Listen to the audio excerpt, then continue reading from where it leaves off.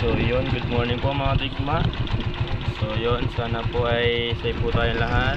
So today is malusong po ako dito lang sa Telabang po. So bali matubig na po talaga. Nanggagaling na po yan sa Pampanga River.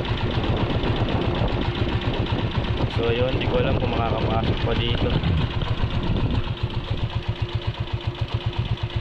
Mga motor andun lang eh. Pero palagay ko makakapasok pa, may pumapasok pa eh.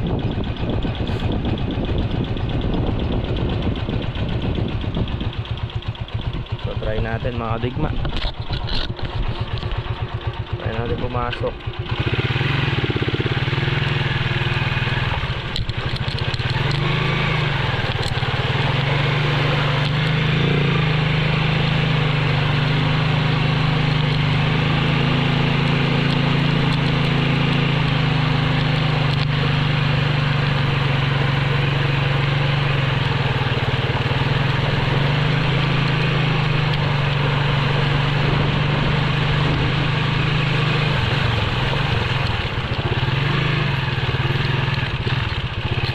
Nakalusot tong kolong-kolong na to eh, makakapasok tayo.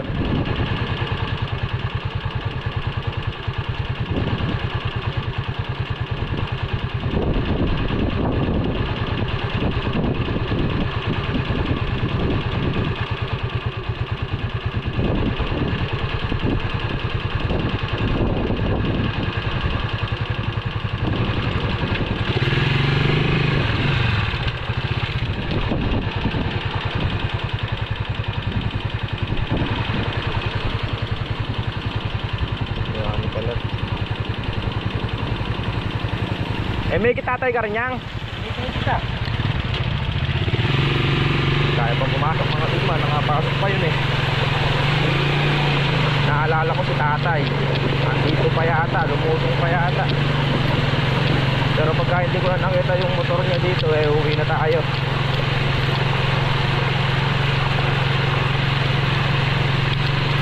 Sayang nung palay oh. Ano na, harvesting na lang.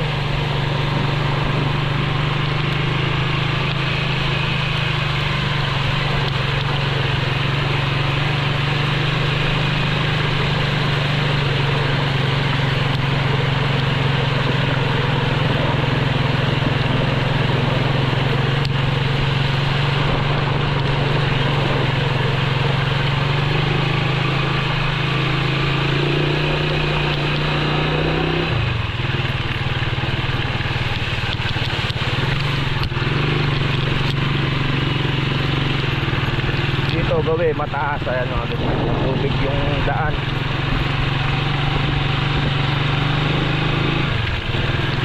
Naalala ko lang dito si tatay, baka na hindi pa umuwi eh.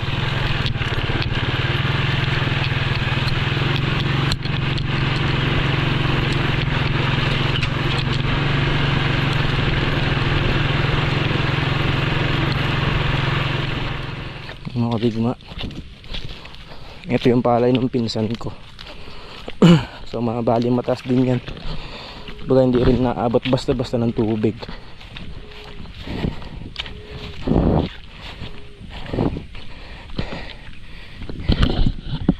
Puntan lang natin si tatay, baka mamaya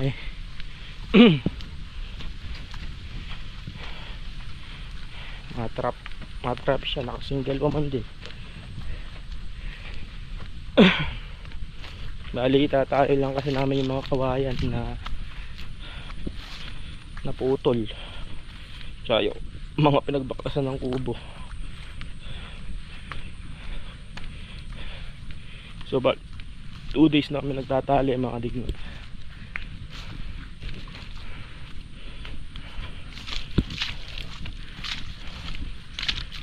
Yung gabi yung malalim pero dito hindi pa naman.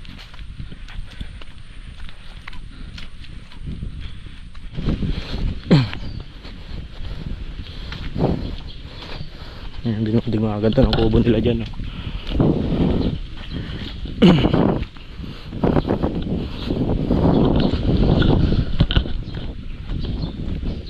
Ito yung sinasabi kong kapatid ng tatay, pinsan ko yung mga nag-ano din ng ng palay, si Kuya Saddam.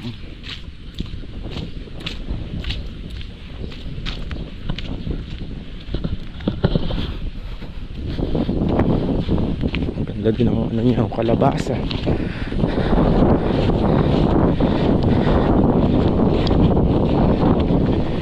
So ito naman yung palay natin mga digma.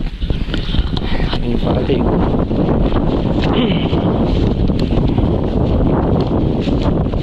Dalawang buwan sa agis.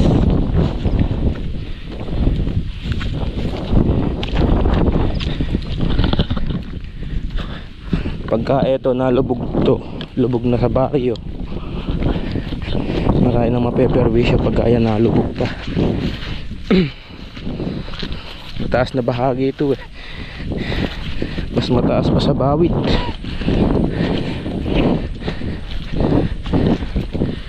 Nakikita yung tubig kulan lang yan.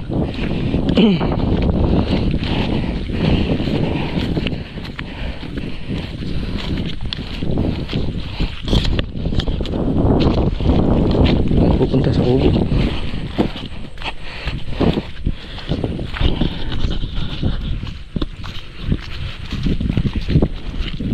Si tatay makauwi na. Sabi delikado. Baka na-trap ka dito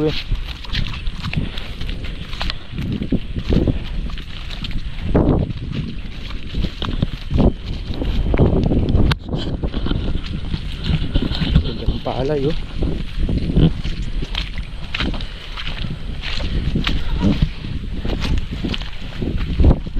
nilog na.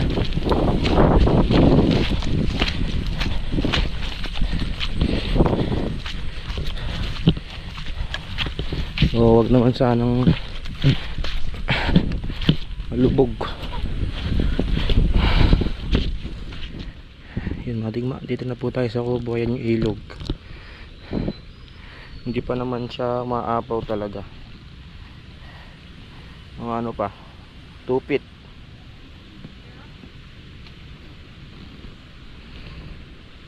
Bago maapaw dito. So bali wala na rin yung mga makina namin dyan. Inuwi na namin. Bagay yung mga kawayan na lang at yung tawag doon. Siyempre na andito tayo para nga maano natin tubig. Pero palagay ko hindi naman natataas yan. Yan, yung mga makina doon tanggal na.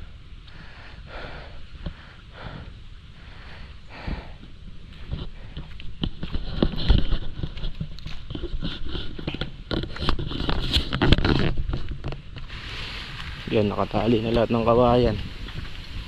So siguro lulusong man tayo, yung motor natin iiwan natin doon. So bali pumunta lang ako dito para mabilis na maano si tatay na ahon na kami. babalik pa ako dito para maglalakad na lang. Mga digma oh, lakas ng agos.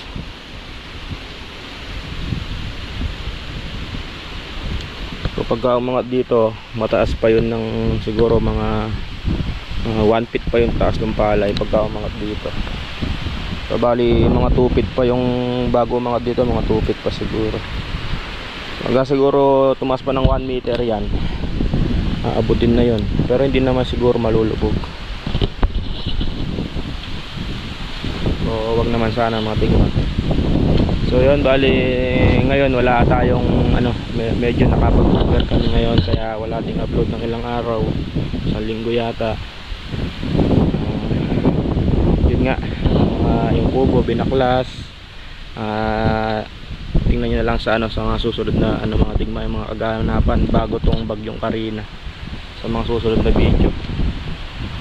Kaya na-busy din ng isang linggo mga tigma, yung ganap mga gamit namin pinag-uuwi. Kaya nakapag-prepare kami ngayong lubog na yan. Doon gawe sa bawit na yan, lubog na. Kung nakita nyo yung daan kanina, di ba? Doon kami namamangka nung last year. Kaya nung nag second crop din ako mga digma, nadali na naman ako ng kalamidad. Buti na lang, tama lang yung choice natin na hindi na tayo nag second crop. So yun, maya maya lang uwi na tayo. Kumakain lang si tatay para may lakas sa sa paglalakad. Medyo malayo din kasi yung lakarin doon sa dulo na itong palay, tas mula doon magmumotor na kami. Kaso pa rin yung panahon, mahangin, maulan. Bagay, wala namang hindi apektado yung Manila nga nalubog, NLEX nalubog din. So dito buti na lang medyo mataas yung ng palay, hindi masyadong titignan pa natin yung sitwasyon. Mga 2 araw pa niyan, kaya hindi nalubog, safe yung palay. Kasi dito dito yung bagsakan ng tubig ng Isabela, Cagayan, dito lahat babagsak yun. So bali nagpawala na, kaya lumalim na yung tubig. Mga 2 araw pa, pagka hindi nagbago yung ilog na yan, safe yung palay. Ang hangin no.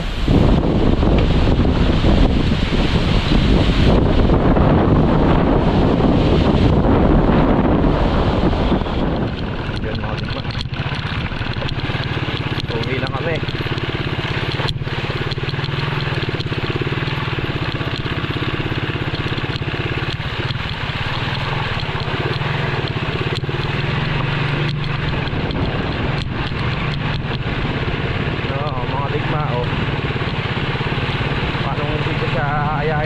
Tatay,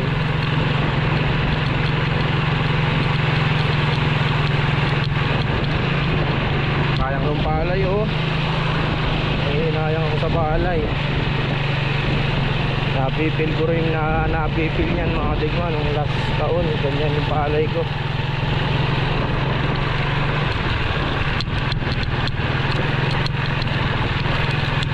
So mamayang hapon nala na yan, hindi na talaga makakataan yung motor dyan.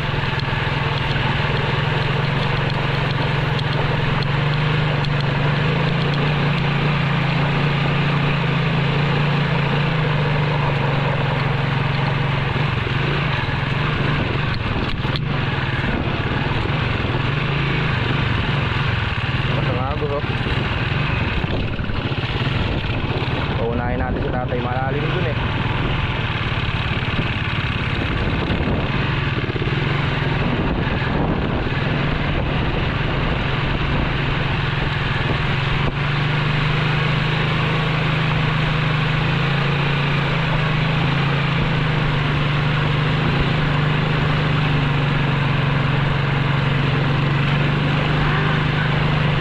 lalim na.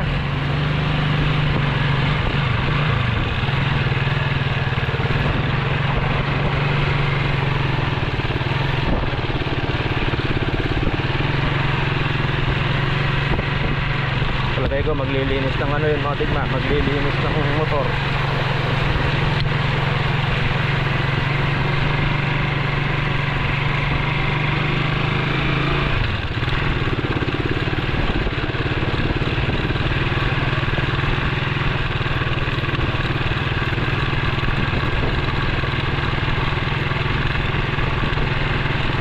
Parang palay oh.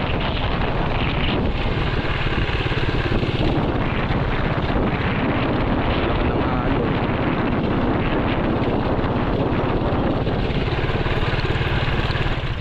Last year ano mga digma, lubog na rin to nung lumusong tayo sa Bawi.